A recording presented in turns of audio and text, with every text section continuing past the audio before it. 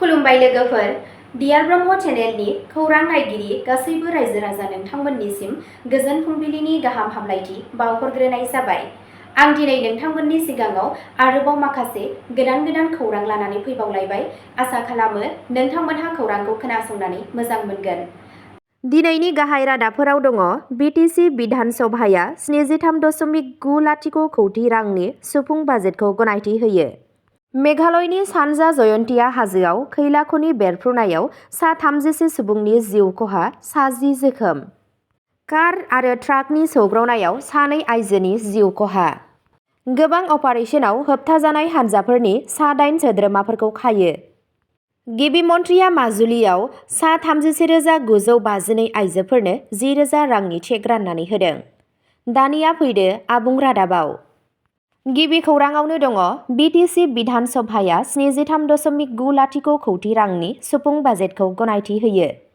बुधबारखालि BTC बिधान सभानि जर'खा जथुम खुंफुंनाय जायो, जेराव 73.90 कौटि रांनि सुफुं बाजेटखौ गनायथि होनाय जादों। रां बावजायाव मिरु सायख'नाय बर्ड CSB नि सिङाव थिसनजानाय मोनबा लाइन बिफानफोरनि थाखाय थिसनजानाय मावफारियाफोरनो आद्रा थानाय थि बेथन होनो थाखाय गोनां उफ्रा रांखौ सोफादेरनाय जादों। जथुम्मानि समाव जारिमिनारि BTC सोलोंथाइ, सिबिथाइ आरो सोलोंथायारि फसंथानफोरखौ दाफामफिननाय बिल 2025 खौ गुवारै सावरायनायनि उनाव पास खालामनाय जायो। बेरेखा दोलोनि थान्दैफोरा एसे सोलायनायजों बिलखौ बरायदों। बे आयेननि थांखिया थांखिजानाय फसंथानफोराव फोरोंगिरि आरो फोरोंगिरि नङै मावफारियाफोरनि सिबिथायखौ ओनसोलारि खालामनाय। बे बिलआ गथ'फोरनि बेसेन नाङै आरो मावथारनांगौ सोलोंथाइनि मोनथाय आयेन 2009 नि दफाफोरखौ लाफानानै थाखानाय आयेनारि नेमखान्थि आरो मानथाखोखौ मानिनानै सोलिनायनि थि खालामो। बेनि थांखिया BTCआव बेफोरबायदि गावारि सोलोंथाइ फसंथानफोरखौ आरोबाव फेहेरनायखौ खम खालामनो थांखि लादों आरो बेयो भारत सरकार, आसाम सरकार आरो बै समनि BLTजों सागान होजानाय BTCनि MOSनि मेम'रेन्डाम अफ सेटेलमेन्टनि थांखिजों गोरोबनानै संबिजिर सोदांनायनि सिगां गोग्लैसोनाय थानाय सोलोंथाइनि गुनखौ बांहोनो आरो जौगाहोनो थाखाय ओनसोलाव सुबुं अनजिमा राननायखौ नोजोर होनानै। BTCनि सोलोंथाइ EM रबिराम नार्जारी बिथाङा संसदखौ मिथिहोयो दि BTCनि सिङाव हादोरसायारि खालामनो थाखाय फोरोंगिरि आरो फोरोंथाय नङै मावफारियाफोरनि अनजिमाया LP फरायसालिफोराव 1,659, ME फरायसालिफोराव 1,705, गोजौ फरायसालिफोराव 1,100, जौसिन गेजेर फरायसालिफोराव 391 आरो फरायसालिमाफोराव 226 मावफारिया दं, जायनि थाखाय गासै 5,166 मावफारियाफोर दं। बिथाङा बुंबावो दि BTCनो बेथन बाहागोखौ सुफुंनो थाखाय बोसोरफ्रोमबो 205.33 कौटि रांनि गोनांथि जागोन। BTRनि बारग' गाहाय आरो दानि MCLA प्रमद बर'आ बेरेखा बेन्चनिफ्राय बिबुंथि लाखिनानै बे बिलखौ मोनसे जारिमिनारि जाफुंसारनाय होननानै बुङो।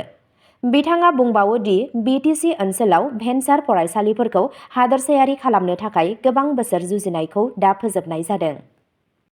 नैथि खौराङाव दङ मेघालयनि सानजा जयन्तिया हाजोआव खैला खनि बेरफ्रुनायाव सा 30 सुबुंनि जिउ खहा, 60 जोखोम। बिबानगिरिफोरा 11 फेब्रुआरि खालि मेघालयनि सानजा जयन्तिया हिल्स जिल्लायाव खैला खनियाव डायनामाइट बेरफ्रुनायनि जाहोनाव सा 30 सुबुंनि जिउ खहा जादों आरो 60 सुबुंफोरा जोखोम जादों होनना रोखा खालामदों। बे बेरफ्रुनाया 5 फेब्रुआरि खालि मानसिंगा टांस्क' ओनसोलनि मोनसे खनियाव जादों। Meghalaya state disaster management authority SDMA आ 11 फेब्रुआरि खालि फुंनि 10 रिंगायाव शिलंनिफ्राय फोसावनाय मोनसे प्रेस रिलिजनि गेजेरजों फोरमायदों दि बे जाथायाव सा 30 सुबुंनि जिउ खहा जादों आरो 60 मावथिफोरा जोखोम जादों। खौरां मोननाय बादिब्ला बे बेरफ्रुनाया फुंनि 11 रिंगायाव जादोंमोन आरो बेखौ डायनामाइटनि थाखाय खालामनाय जादों होनना मिथिनो मोननाय जादों। बे बेरफ्रुनायनि उनाव गोबां खनिगिरिफोरा हा सिङाव थाबथानानै दंमोन। नेशनेल ग्रीन ट्रिब्युनेल NGT आ बे खनिखौ आयेन बेरेखा रेड हल अपारेशन होननानै बुंनाय खौरां बिजोंफोरनि सायाव गावनो नोजोर होदों। ट्रिब्युनेलआ 6 फेब्रुआरि 2026 आव फोसावजानाय मोनसे खौरां फोरमायथिनि सायाव बिथा खालामनानै मोनसे गुबै आर'जलाइखौ दाखिल खालामदोंमोन, जेराव दुखुनांथाव जाथायनि बिबां आरो आबहावायारि नेमखान्थिफोरखौ सिफायनायनि सायाव नोजोर होनाय जादों। थामथि खौराङाव दङ दिल्लीनि गाजीपुराव 24 नं माहारियारि राजालामायाव कार ट्राकनि सौग्रावनायाव सानै आइजोनि जिउ खहा। बृहस्पतिबारखालि दिल्लीनि 24 नं माहारियारि राजालामायाव थानाय गाजीपुर टल प्लाजायाव गंसे गारिया लाखिनानै दोननाय ट्राकजों सौग्रावनायनि जाहोनाव सानै आइजोनि जिउ खहा जायो। जिउ खोमानांनाय सुबुंफोरा देहरादूननिफ्राय दिल्लीसिम थांगासिनो दंमोन जेब्ला बे जाब्रबथाया जायो। पुलिस बिबानगिरिफोरा जाथाय जायगायाव सौहैयो आरो बेनि सायाव नायबिजिरनाय जागायो। फुंनि 7 रिंगासो समाव राजालामायाव थानाय गाजीपुर टल प्लाजानि साखाथियाव बे सौग्रावनाय जाथाया जायो। मावख'आरिफोरा फोरमायनाय बादिब्ला गारियाव गासै सा 5 सुबुंफोर दंमोन। बे जाब्रबथायाव सानै आइजोआ गारिनि मलबायाव थाबथानायनि जाहोनाव जिउ गोमायो आरो गुबुन 3 गाखोगिरिखौ फाहामसालियाव लांनाय जायो। जोखोम जानाय सुबुंफोरनि हालोदआ गोब्राब हालोदाव दं होननानै मिथिनाय जादों। ब्रैथि खौराङाव दङ मणिपुराव गोबां अपारेशनाव होबथाजानाय हानजाफोरनि सा 8 सोद्रोमाफोरखौ खायो। मणिपुर पुलिस आरो रैखाथि हानजाया बुधबारखालि इम्फल सोनाब, इम्फल सानजा आरो टेक्नौपाल जिल्लाफोराव गोबां गोख्रों अपारेशन खालामदोंमोन, जायनि जाहोनाव होबथाजानाय हानजाफोरनि सा 8 मावथि सोद्रोमाफोरखौ हमनो हायो। मणिपुर पुलिसनि बादिब्ला इम्फल सोनाब जिल्लानि काबि मामां लैखाइनि थागिरि केसिपि एमएफएलनि सानै दायनिगिरि थांजाम गौतम सिंह 19 बोसोर बैसोनि आरो डायमन्ड सिंह 24 बोसोर बैसोनि सुबुंखौ गाव गावनि न'निफ्राय हमनो हायो। पुलिसआ फोरमायनाय बादिब्ला बिसोरनि आखाइनिफ्राय गंसे रयेल एनफिल्ड मटर साइकेल, गंनै मबाइल फन आरो आधार कार्ड बोखांनो हायो। बे सानखालिनो पुलिसआ इम्फल सानजा जिल्लानि परमपात पुलिस थानानि सिङाव थानाय कुरै खंफाल सिंगांबाम लैखाइनि केसिपिनि सासे मावथि सोद्रोमाखौ खायो। मणिपुर पुलिसआ फोरमायनाय बादिब्ला बिथांनिफ्राय गंसे मबाइल फन आरो आधार कार्ड बोखांनो हादों। गुबुन मोनसे अपारेशनाव केसिपिनि सासे मावथि सोद्रोमाखौ परमपात पुलिस थानानि सिङाव थानाय चेरेन्टंनि साखाथियाव थानाय खुराइनिफ्राय 21 बोसोर बैसोनि लैस्राम लैखाइखौ खायो। बिथाङा इम्फल सानजा जिल्लानि एकौ सादु खइरेंनि थागिरि आरो दासान्दि साजिबा रिलिफ केम्पआव थागासिनो दं। पुलिसआ बिनि आखाइनिफ्राय गंसे M20 पिस्तलजों लोगोसे गंसे मेगजिन आरो गंसे मबाइल फन बोखांनो हादों होनना बिथांमोनहा बुंबावो।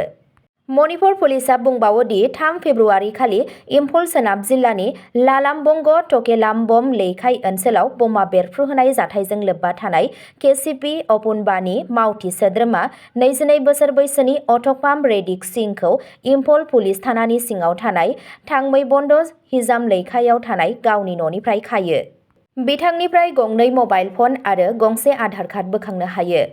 गुबुन फारसेथिं रैखाथि हानजाया टेक्नौपाल जिल्लानि टेक्नौपाल पुलिस थानानि सिङाव BP 88 नि साखाथियाव थानाय मयरांथेल गामिनि सरासनस्रा ओनसोलनिफ्राय KYKL नि 3 मावथि सोद्रोमाफोरखौ खायो।